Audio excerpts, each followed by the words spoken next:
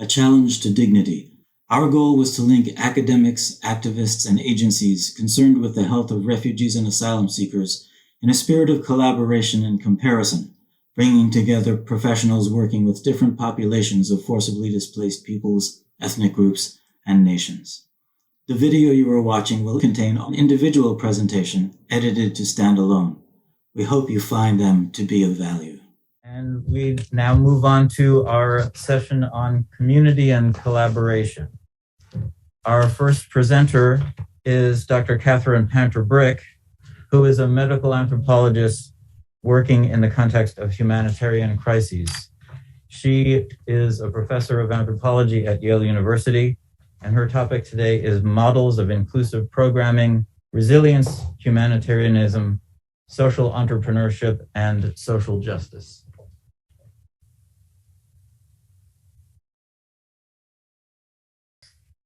Today, what I want to do is talk a little bit about ways community engagement happen and the way we articulate it, the way we construct it, through giving you examples of inclusive approaches to programming in context of forced displacement.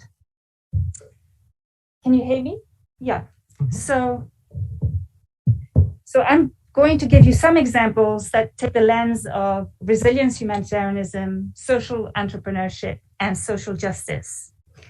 And on this conference of dignity, dignity is often invoked in context of displacement. Here's a literature of the review of the literature by the Humanitarian Policy Group at ODI in the UK, which simply says that there's a principle of humanitarian action that all people have equal value and dignity. And so one of the questions asked in this report is is dignity enhanced or diminished in displacement settings? And the new ways of working with refugees advocated by UNHCR is about a whole society approach, a phrase used in context of the Global Compact for Refugees that is inherently inclusive. The whole society approach recognizes that civil society actors are catalysts for change, and that the way to make change for refugees is by including businesses, media, social organizations, doctors, churches, etc., all together working to change the discourse on refugee migration. And these coalitions exist to improve well-being, improve the lives and livelihoods of refugees. So I will take a minute to give two contrasting examples of community-based collective action, one based on resilience humanitarianism and one based on social entrepreneurship. And I draw from personal experience of fieldwork, but also personal experience of partnerships in projects that other people have conducted. Resilience humanitarianism is exemplified by the NGO Mercy Corps, which is an international non-governmental organization that says it partners with local people to put bold ideas into action. And it has worked in Jordan in particular for putting individual and collective community-based initiatives on behalf of Syrian and Iraqi refugees. The social entrepreneurship example I will exemplify with We Love Reading, a foundation in Jordan that fosters learning and empowerment through people-driven change, skills learning, and confidence building, which is an initiative grown in Jordan, exported onto the global stage. And an interesting counterexample to the usual model of Western organization exporting help and support to resource-poor, low opportunity contexts. So both examples, what they do, aim to example of community engagements that aim to change the mindsets and transform architecture of humanitarian assistance, the frames. They change the mind and they change the frames of ways of delivering help to refugees. And when cause of human dignity come to the fore, the former here is working with a global agenda to partner with local communities. And the second one is catalyzing a local approaches onto the global stage. So let me just give the first example, which is resilience humanitarianism. The one I was involved with is examining the impacts of an 8-week stress attunement intervention implemented with war-affected youth both Syrian refugees and Jordanian host communities. It was called Advancing Adolescent, and its aims were ambitious to alleviate toxic stress, improve learning, build resilience, and heal conflict. And I don't want to talk too much about this, but just to say that what this research that I led did was with partnerships, humanitarian partnerships in Mexico, and partnerships with Jordanian and Syrian refugee and scholars, it was to examine the biological, cognitive, and psychosocial dimension of well-being. And to highlight two things, it was kind of inspiring to Syrian communities themselves that we could trace the impact of this intervention through tiny samples of hair, because in hair is deposited the hormone cortisol, which functions as a biological stress diary. So by looking at hair before and after the intervention, we could demonstrate that stress levels amongst refugees had fallen by a third, which corroborated with their experiential understanding of stress. The research was complemented also with narratives of resilience and social inclusion and measures of this critical learning skill that we need in order to move forward with life. So the project is really about connecting the stress biology with human experience. And this image that was drawn on the walls of a refugee center by a Syrian young man shows that it is only once you are able to connect your emotions in your heart with your goals in your brains that you will have the wings to fly and to move forward in adversity. So it helps connect a very critical biological experience of stress to a emotional and cognitive experience of stress. And I'm highlighting that this research was conducted with my partner, Dr. Rana Dejani from Jordan, who is herself a scientist and a professor at Hashemite University, and also a social innovator in founding an organization that looks after or helps work with low resource communities in Jordan.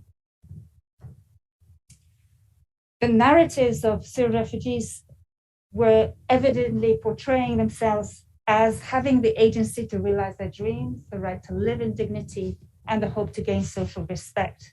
So we're tying very carefully well-being to issues of dignity and social inclusion, as you might expect.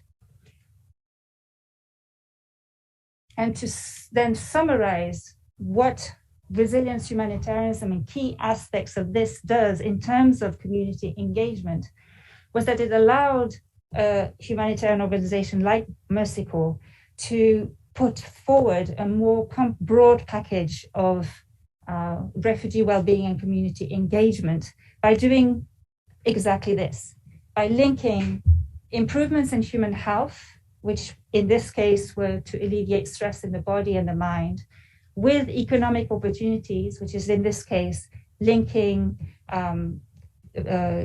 the trajectories of young refugees that went into this program to economic opportunities by linking with businesses in society, and a more meaningful participation in society, which promoted dignity.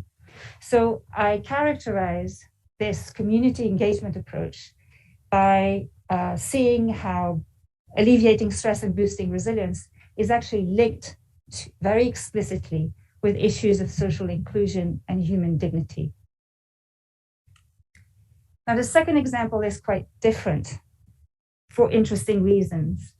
This is Rana Dejani, who founded the Foundation Tagir, with its flagship We Love Reading in Jordan, which inspires children to read for fun, training local volunteers to read to the children in their neighborhoods.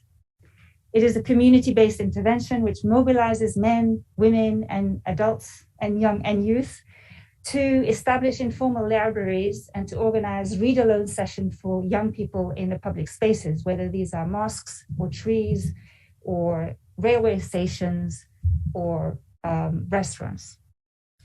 And it's a model that has diffused throughout the world by reaching 52 countries, including North America, teaching refugees helping refugee families read their children, Australia, Latin America, Europe, and Asia.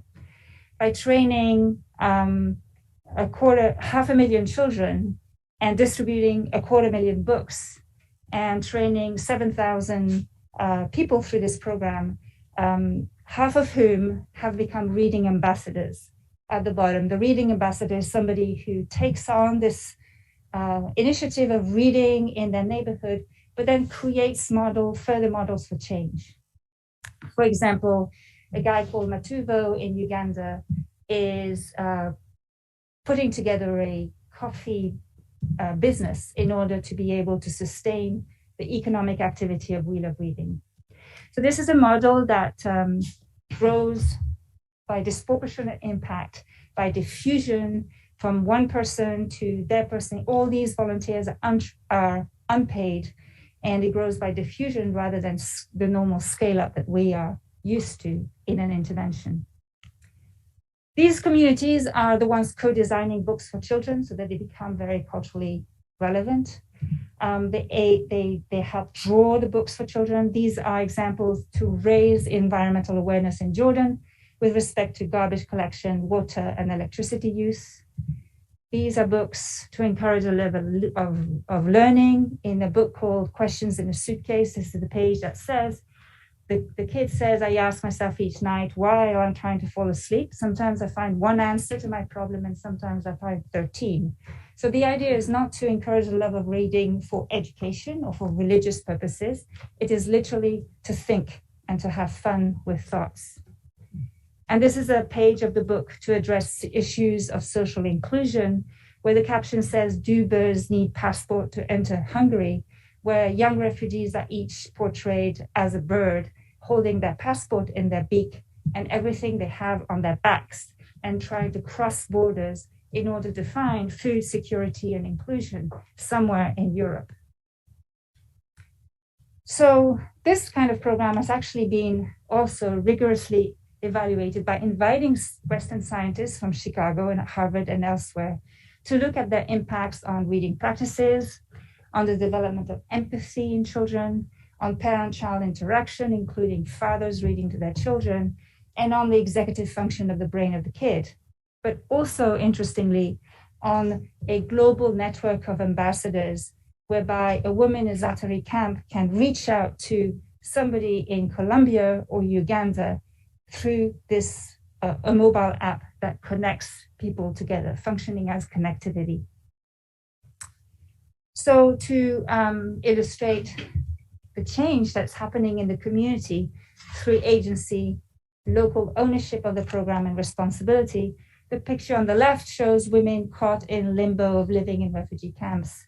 The woman on the right, Esma Rashid, is a Wheel of Reading ambassador who takes it upon herself to read to children in her community, to create change in her community.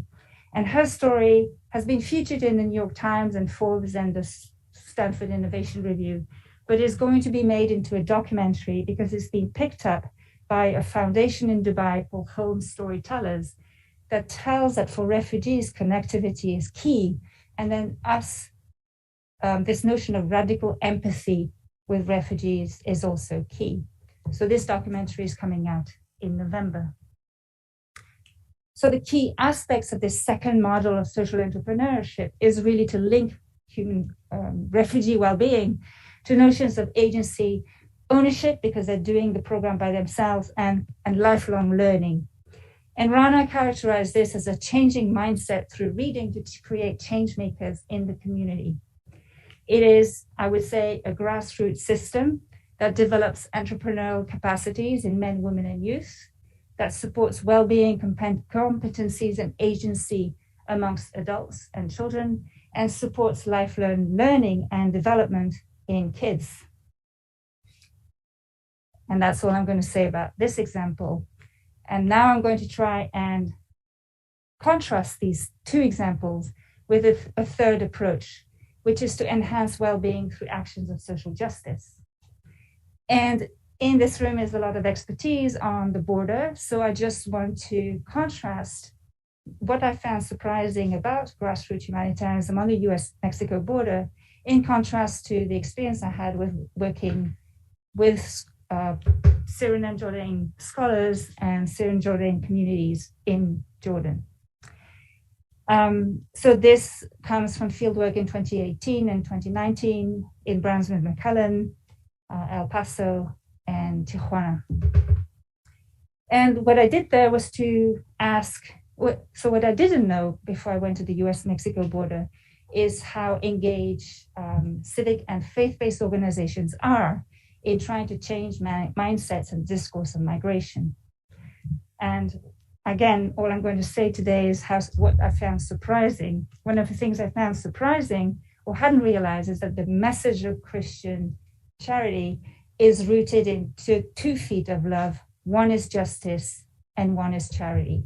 So that the notion of justice is very high on the agenda in terms of service to the other. One social activist reminded me of this quote from St. Augustine, which I find very beautiful, that hope has two beautiful daughters. Their names are anger and courage. Anger, visible injustice, and courage to bring about change. And those are some of the quotes I kind of threaded together in this paper that looks at the calls for solidarity that are rooted in human dignity and collective action on the border. Another thing that I wasn't quite prepared for was how thin the line was between anger and courage and pain and love. And we just heard Dr. Murphy talk about both rage and anger in terms of acting towards visible injustice. And this is a form of more combative solidarity rather than just a compassion solidarity that was expecting on the border. And I want to just read one quote from a social activist who said, "This is a world of pain. It is very personal, the struggle for refugees and migrants. It's sometimes of pure rage that I do this work, but also of pure love. To exist and to work in this space is really to hold a painful tension between love and pain. It feels like spiritual warfare." And so what this person is saying in Tijuana is actually that there is a struggle, which is like a war going on, which is fueled by rage as well as by love, and that anger is the driver to change systems found to be toxic, whereas compassion is a driver to support people who are suffering.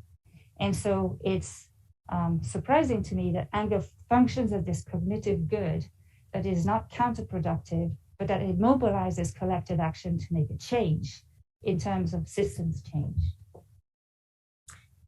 I think I'm coming to my conclusion. Yeah, there it is.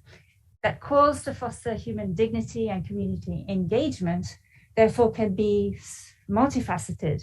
You have one where you see it through the lens of resilience, to make a change in the community, to help refugees move forward. You have one that makes a change through this sense of entrepreneurial agency and giving ownership to people to be change makers in their communities. And you have one that is through the lens of social justice, that makes a more, wants to make more of systemic change with respect to refugee well-being. And to my mind, it speaks to the kinds of impacts that we can have in scholarly work. And I see 4 kinds of impacts and would like to end here. So 2 kinds of impacts are conceptual and instrumental. The conceptual impact is to change your mindsets about refugees and the knowledge that you have about them, which is a little bit the way that Dr. Ojeda and Dr. Burgos started with, is that just by taking action in your community, you change mindsets about what you think refugees are. And the second is instrumental by changing policy or practice. And so this is an example of my work with Mercy Corps, whereby doing the bicultural work to connect stress biology with human experience, you end up by changing policy or practice, really, because then human well-being is no longer seen as a nice thing to have in terms of refugee work, but a must thing to have, because before you can put together your mind and your body and move forward in terms of economic and social opportunities, but all this is tied together. So it broadens the package of intervention, and that's an instrumental change. The last two changes are capacity building, which means that we change our capacities to work as a result of doing this kind of work with refugees or on behalf of refugees, or community engagement, and connectivity, whereby we shape the existence and strength of networks. A perfect example to me is the We Love Reading initiative, which through social entrepreneurship changes the capacity of women to feel that they are change makers in the society and putting them within a global network of reading ambassadors throughout the world. But we also have that example through Dr. Murphy's recent just now presentation about the strength of networks across medical doctors, for instance, and that capacity or that mentorship, the mentorship that we have each other changes our capacity to work on behalf of refugees. So for me, the impact that our work has in these 4 dimensions is really crucial. Have I got 1 minute? No. Okay. Well, we can move to questions, and whatever you were going to say in that last message can be an answer to a question.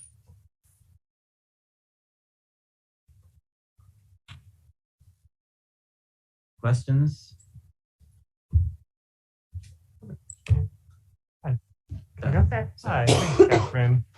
So I was inspired by one of your slides about the We Love Reading in your models of growth. So one said linear and one said, I don't know if it was organic. Diffusion, yeah. Diffusion, yeah. So I was curious if you could say more about what the sort of mechanism is for growth and what that's based on. I'm thinking about like Nicholas Christakis's work looking at different types of interventions and different nodes of the network that you intervene in and how you might study and understand better how that growth sort of takes place. And so as connectivity is one of the main things here, could you say more about sort of what they actually did to sort of trigger that more multimodal, whatever, nodal? Yeah.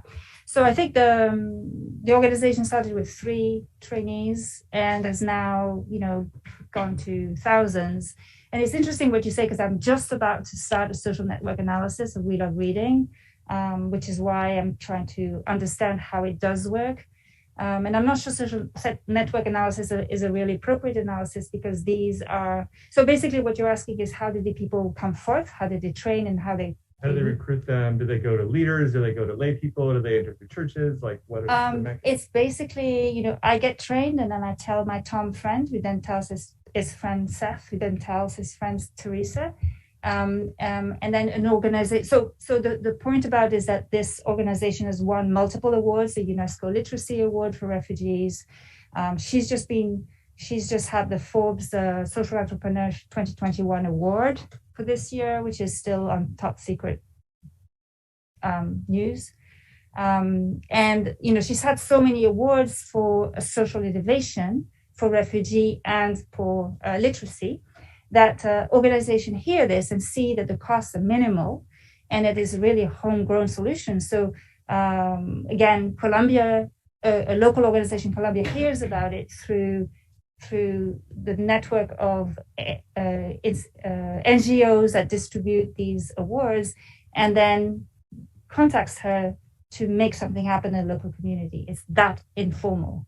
And so what they do now is, instead of relying on grants to seed the project, they rely on word of mouth and partnering with institutions and communities. So if you want to do one in San Diego, you'll just be able to do it by yourself with some kind of training and support. The training is just 6 or 7 hours.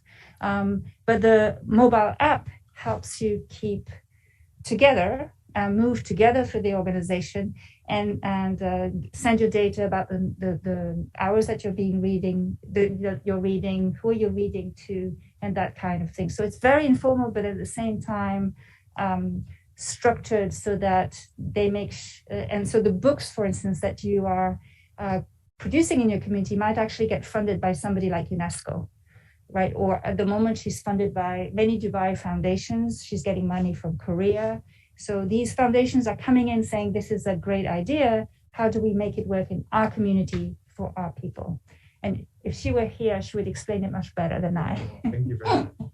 But I think that's a pretty interesting model of community engagement. And mediated by technology. And what? Mediated by technology and mediated by the creating the change maker in the community.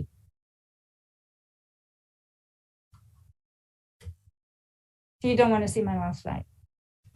Show it to us, please. No, if I'm late, I'm okay. No. We have. Okay. There's no additional. So sorry. My last slide was this one. Is that in thinking about Syrian refugees, we have examples of focuses on trauma and suffering on the left-hand side, and focuses on confidence, and on the right-hand side. And this is a photo of Aya Hariri, whose family is basically who took part in. Who was photographed by Mohammed Muhaisin, who's a Syrian photographer, who is a 2 times Pulitzer Prize winner for advocating for his community in Syria, Jordan, Europe, and other places, Afghanistan, Pakistan. And I find that those images are strikingly different. And I would argue that I like the pivot from trauma and suffering to confidence and hope in ways that we are portraying, in ways that the media is portraying. The media and scholarly and humanitarian research come together to portray young refugees. And I think my whole society approach point is that as scholars, we have built some kind of knowledge to have some kind of impact on mindsets, but also on portrayals of refugees. And when I first saw that picture on the right, which is a documentary that showcases the research and the connectivities that we established with communities and scholars and humanitarian workers, I was very uncomfortable until I started to know that Aya's family had sponsored the picture, and that the proceeds of the picture were going to a foundation helping refugees, which is not the same kind of extractive knowledge that we've been using pictures before. And I'll end there. Thank you very much for your time. Has gotten a lot of screenings at film festivals. All those little palms down at the bottom. Yeah. There. So it's been. It's a unique documentary because it basically asks what can science do on behalf of refugees, and it's also been shown by NIH Fogarty to precipitate conversations about how program offices can work in humanitarian contexts, but also on other kinds of festivals. Thank you very much.